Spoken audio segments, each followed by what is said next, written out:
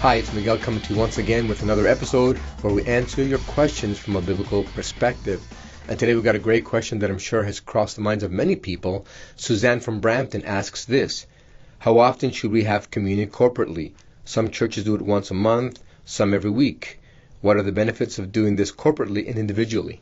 Well, that's a great question, talking about the Lord's Supper.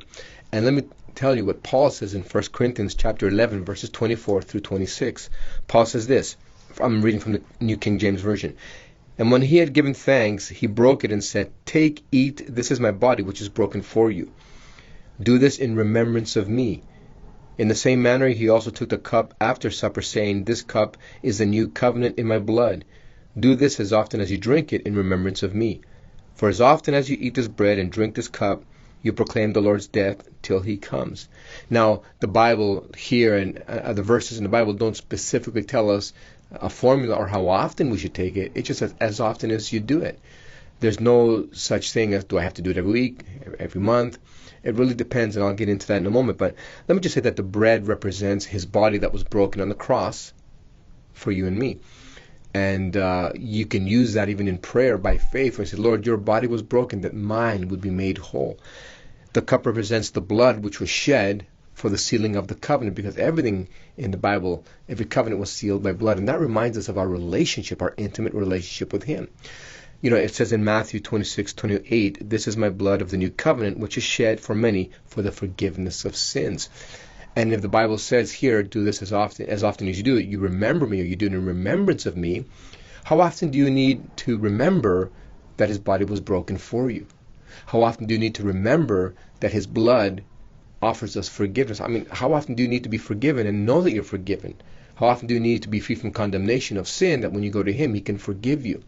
There's really no formula as to how often you should do it. Some churches do it once a week, once a month. And you know, it's not really the amount. What it helps us do, it helps us to renew our focus on Christ and what he did on the cross, so that gratitude can come for what he did for us. It's not the frequency, it's the heart attitude. So you can do it once a month, once a week. I believe it benefits individually and corporately, because when you take communion, there's such a unity in the atmosphere that is birthed.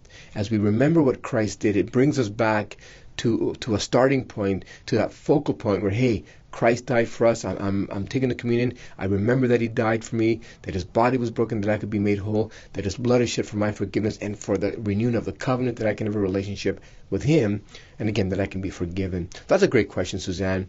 Again, the Bible doesn't say how often you should take it. It's really your heart. I know people who take it once a day if they're looking for healing, if they're looking to really to promote and strengthen their relationship with God. We can do it as often as we want so that we can renew our focus on Christ, but not too often that it becomes a mechanical ritual where it just loses all its meaning. So I hope that answered your question. Don't forget, right below you there's a form.